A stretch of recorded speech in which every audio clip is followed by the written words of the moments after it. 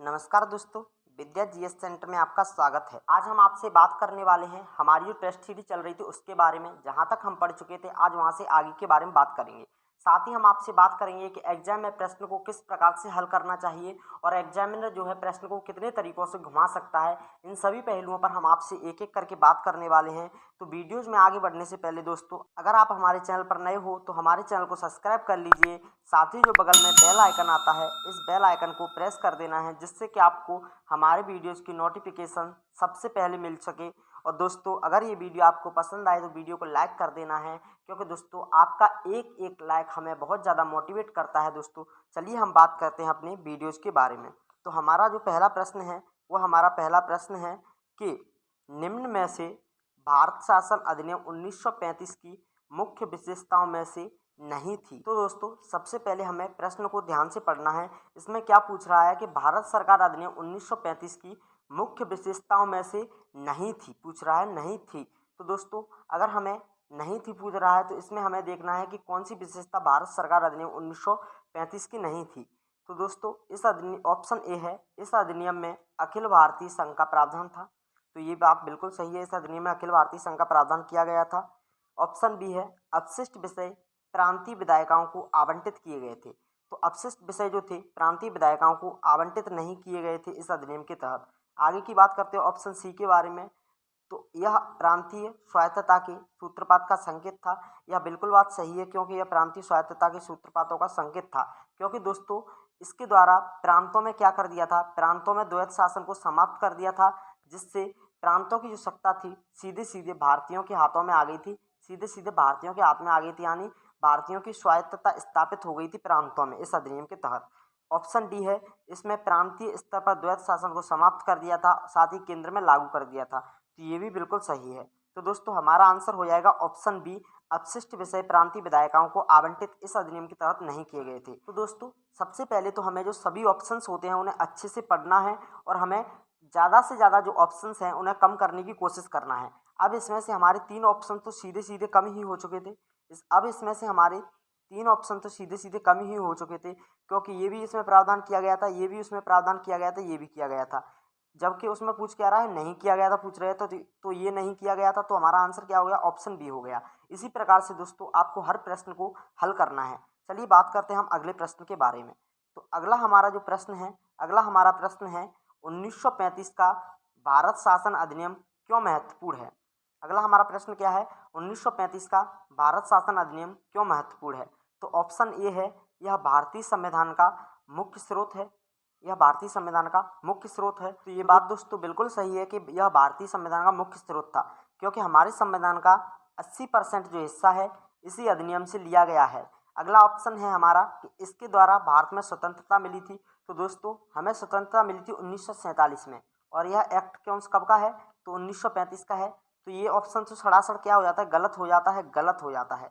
ठीक है, तो ये तो हमारा ऑप्शन हट ही गया। अगली बात करते हैं, तो इसमें भारत विभाजन का उल्लेख था, तो इसमें भारत विभाजन का कोई भी उल्लेख नहीं था, ये भी हट गया। इसने रियासतों को समाप्त कर दिया गया था, तो इसने रियासतों को समाप्त, ऐसा इसमें कोई भी प्रावधान नहीं किया गया, तो ये भी हट गया। तो हमारा आंसर क्या हो जाएगा, हमारा आंसर हो जाएगा भारत संविधान का यह मुख्य स्रोत था, यानी ऑप्शन ए। चलिए बात करते हैं हम अगले प्रश्न के बारे में। तो अगला हमारा प्रश्न है, निम्नलिखित में से किस अधिनियम के अंतर्गत बर्मा को भारत से अलग किया गया था। तो ऑप्शन ए है, भारत सरकार अधिनियम 1919 के द्वारा। तो इसके द्वारा बर्मा को अलग नहीं किया गया था दोस्तों, भारत सरकार अधिनियम 1935 के द्वारा। तो ये हमारा ऑप्शन बिल्कुल राइट हो जाता है, क्योंकि भारत सरकार अधिनियम 1935 के द्वारा ही बर्मा को क्या किया गया था, अलग किया गया था। ये बात आपको याद रखनी है, क्योंकि दोस्तों इस समय द्वितीय विश्व युद्ध चल रहा था, द्वितीय विश्व युद्ध चल रहा था, भारत में बहुत ज़्यादा आंदोलन चल रहे थे।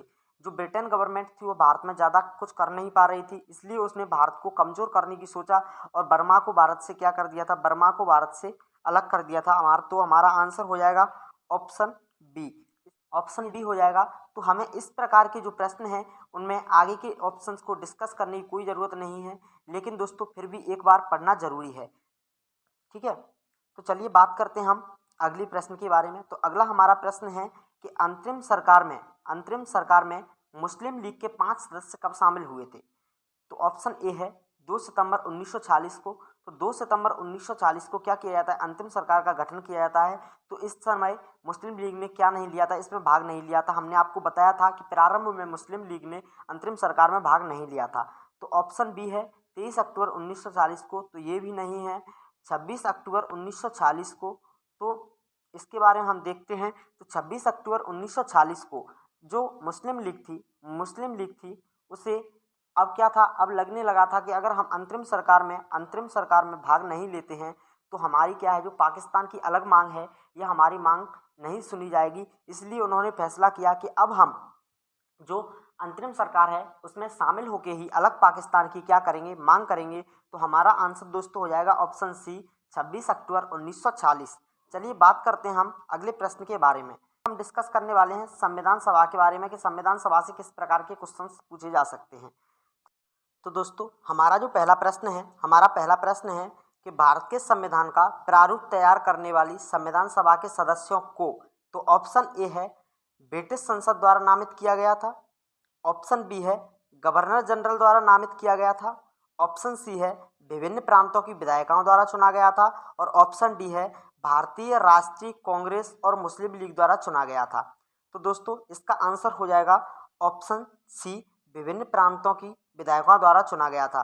क्योंकि दोस्तों ब्रिटिश संसद द्वारा इन्हें नामित नहीं किया गया था, गवर्नर जनरल द्वारा भी नामित नहीं किया गया था, और मुस्लिम लीग और कांग्रेस के बीच में केवल सदस्य नहीं थे, इसमें सभी दलों के सदस्य जिन्हें विभिन्न प्रांतों की विधायिकाओं द्वारा क्या किया गया था, चुना गया था। तो इसका आंसर क्या हो जाएगा, ऑप्शन सी। ठीक है दोस्तों, तो चलिए बात करते हैं अगले प्रश्न के बारे में। तो अगला हमारा प्रश्न है, स्वतंत्रता के पूर्व के दिनों में किसने संविधान निर्मात्री सभा का विचार प्रस्तुत किया था। ऑप्शन ए है एम.एन. रॉय ने, ऑप्शन बी है बी.आर. अम्बेडकर ने, ऑप्शन सी है एनी बेसेंट ने, ऑप्शन डी है जवाहरलाल नेहरू ने। तो हमारा आंसर हो जाएगा दोस्तों ऑप्शन ए। ऑप्शन ए हमारा क्या हो जाएगा, आंसर हो जाएगा एम.एन. रॉय के द्वारा, यानी कि स्वतंत्रता के पूर्व यानी स्वतंत्रता से पहले। तो स्वतंत्रता से पहले जो एम.एन. रॉय थे, इन्होंने संविधान निर्मात्री सभा का क्या किया था, विचार प्रस्तुत किया था। जो कब किया था, तो यह किया था 1934 में इन्होंने किया था। हमारा आंसर क्या हो जाएगा, हमारा आंसर हो जाएगा ऑप्शन ए। बात करते हैं अब अगले प्रश्न की। तो हमारा अगला प्रश्न है कि भारत की संविधान सभा का गठन किसके द्वारा किया गया था। ऑप्शन ए है आपका कि भारतीय राष्ट्रीय कांग्रेस का प्रस्ताव द्वारा, ऑप्शन बी है कैबिनेट मिशन प्लान 1946 द्वारा, ऑप्शन सी है भारतीय स्वतंत्रता अधिनियम 1947 के द्वारा, और ऑप्शन डी है भारतीय डोमिनियन के प्रांतीय और राज्य विधानमंडल के प्रस्ताव द्वारा।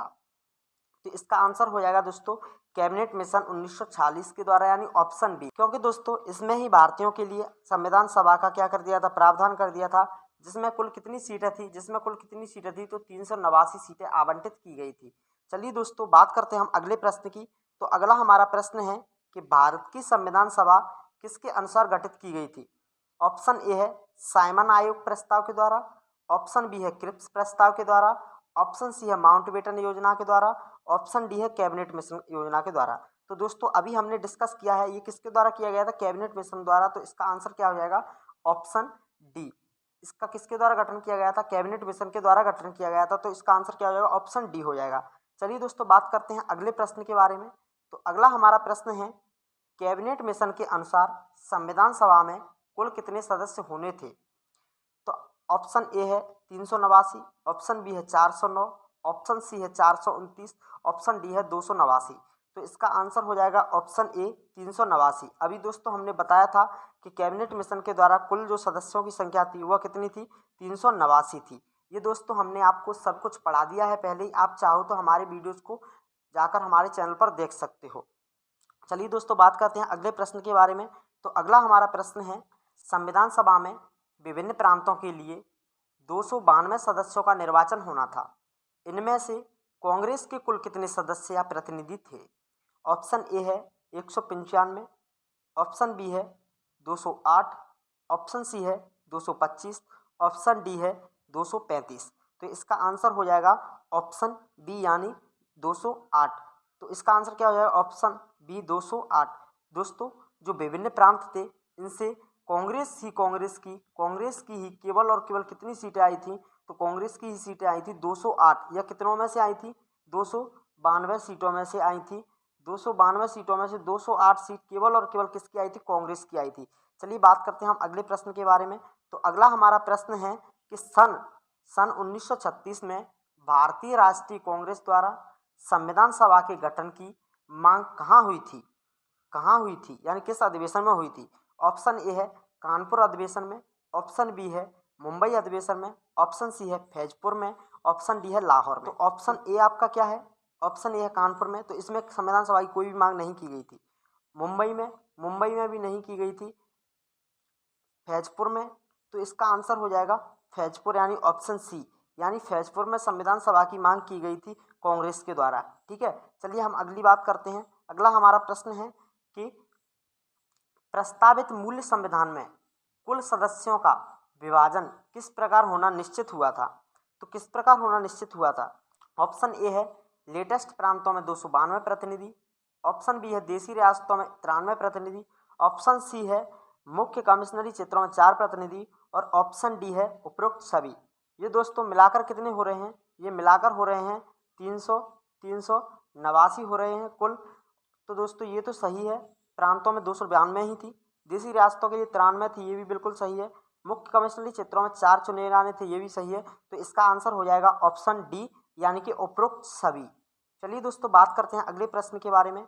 तो अगला हमारा प्रश्न है पुनर्गठित संविधान सभा के विभिन्न प्रांतों के लिए कितने प्रतिनिधि थे? यानी अब इसमें पूछ रहा है कि जो पुनर्गठित संविधान सभा का पुनर्गठन हुआ था पाकिस्तान के अलग होने के बाद, उसमें संविधान सभा में प्रांतों से जो कितने सदस्य चुने जाने थे? तो ऑप्शन ए है 208, ऑप्शन बी है 229, ऑप्शन सी है 249 और ऑप्शन डी है 289। तो ज़्यादातर जो लोग हैं दोस्तों ऑप्शन ए को लगाए आते हैं 208 को, लेकिन दोस्तों ये बिल्कुल गलत है, क्योंकि केवल और केवल कांग्रेस की सीटें थीं। ये तो सभी राज्यों में कांग्रेस की सीटें थी जितने भी थे उनमें, लेकिन दोस्तों जो सही आंसर है पाकिस्तान के अलग होने के बाद विभिन्न प्रांतों से कुल कितनी सीटें आवंटित की गई थी? तो 229 सीटें आवंटित की गई थी। तो इसका आंसर हो जाएगा ऑप्शन बी। चलिए बात करते हैं हम अगले प्रश्न के बारे में। अगला हमारा प्रश्न है पुनर्गठन के फलस्वरूप 1947 में संविधान सभा के सदस्यों की कुल संख्या कितनी थी? यानी इसमें पूछ रहा है सदस्यों की संख्या कितनी थी, यानी अब पूछ रहा है कुल संख्या कितनी थी। तो कुल कितनी थी? तो ऑप्शन ए है 289, ऑप्शन बी है 299, ऑप्शन सी है 324, ऑप्शन डी है 333। तो आपका आंसर हो जाएगा ऑप्शन बी 299। 299 जो सदस्य थे वह चुने जाने थे कब? जब पाकिस्तान को भारत से अलग कर दिया था तब। जब पाकिस्तान वाला क्षेत्र हमारे भारत में शामिल था तो तब कितने चुने जाने थे? कुल 389 थे, लेकिन जब पाकिस्तान को भारत से अलग कर दिया गया तो हमारे पास कितनी सीटें रह गई? 299 सीटें रह गई। चलिए बात करते हैं अगले प्रश्न के बारे में। तो अगला हमारा प्रश्न है संविधान सभा के गठन की मांग सर्वप्रथम 1895 में किसके द्वारा की गई थी? अब पूछ रहा है 1895 में किसके द्वारा संविधान सभा की मांग की गई थी? तो ऑप्शन ए है महात्मा गांधी के द्वारा, ऑप्शन बी है जवाहरलाल नेहरू के द्वारा, ऑप्शन सी है बी.आर. अम्बेडकर के द्वारा, ऑप्शन डी है बाल गंगाधर तिलक जी के द्वारा। तो महात्मा गांधी तो उस समय थे ही नहीं, तो इनके द्वारा तो की नहीं गई थी।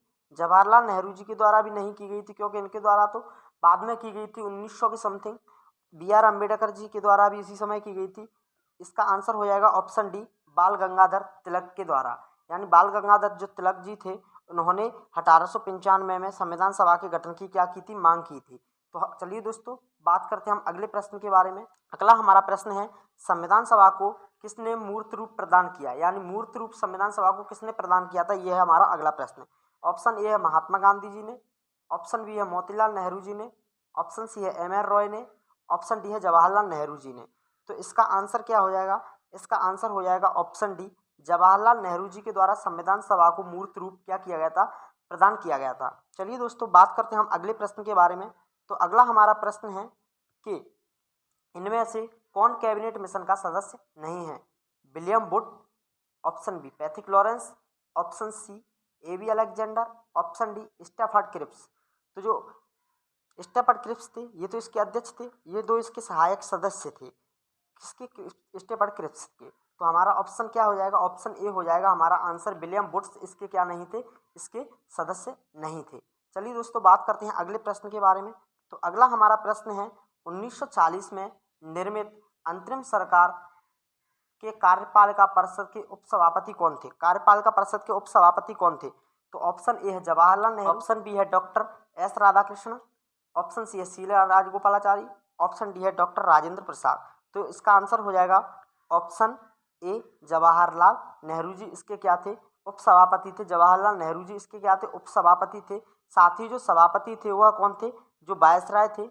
वायसराय को इस सभा का क्या माना गया था, सभापति माना गया था। चलिए बात करते हैं हम अगले प्रश्न की। तो अगला हमारा प्रश्न है, निम्न में से कौन सा कथन संविधान सभा के विषय के रूप में सत्य है। तो ऑप्शन ए है वह वयस्क मताधिकार पर आधारित थी, ऑप्शन बी है वह प्रत्यक्ष निर्वाचन का परिणाम थी, ऑप्शन सी है वह बहुदलीय निकाय थी, ऑप्शन डी है उसने अनेक समितियों के माध्यम से कार्य किया था। तो वह वयस्क मताधिकार पर आधारित थी, यह तो बिल्कुल गलत है क्योंकि वह वयस्क मताधिकार पर आधारित नहीं थी। वह प्रत्यक्ष निर्वाचन के द्वारा परिणामित थी, नहीं दोस्तों। उसमें किसके द्वारा सदस्यों को लिया गया था, प्रांतीय विधानमंडलों से लिया गया था, यानी अप्रत्यक्ष रूप से थी। ऑप्शन बी है वह बहुदलीय निकाय थी, तो इसमें मुस्लिम लीग, कांग्रेस ये सभी शामिल थे, तो ये बिल्कुल सही है, वह बहुदलीय निकाय थी। ऑप्शन डी क्या है, उसने अनेक समितियों के माध्यम से कार्य किए थे, तो उसने अनेक समितियों के माध्यम से ही कार्य की थी, ये भी सही है। तो इसका आंसर हो जाएगा ऑप्शन सी और डी दोनों। तो दोस्तों इसमें हम थोड़ा मिस्टेक कर चुके हैं, इसमें हमने क्या नहीं ऑप्शन नहीं दे पाए हैं, तो इसका आंसर हो जाएगा ऑप्शन सी और डी दोनों। चलिए दोस्तों आज के लिए हम यहाँ तक ही चर्चा करते हैं, कल यहाँ से आगे की चर्चा करेंगे। तो दोस्तों अगर ये वीडियो पसंद आया तो इस वीडियो को लाइक कर दें, साथ ही हमारे चैनल को सब्सक्राइब कर दें और अपने सभी दोस्तों को हमारे चैनल से जोड़ें, जिससे कि दोस्तों हम आपके लिए और अच्छे से अच्छे वीडियो ला सकें। तो चलिए दोस्तों धन्यवाद, मिलते हैं हम आपसे अगले वीडियोज़ में, तब तक के लिए आप अपना ख्याल रखना।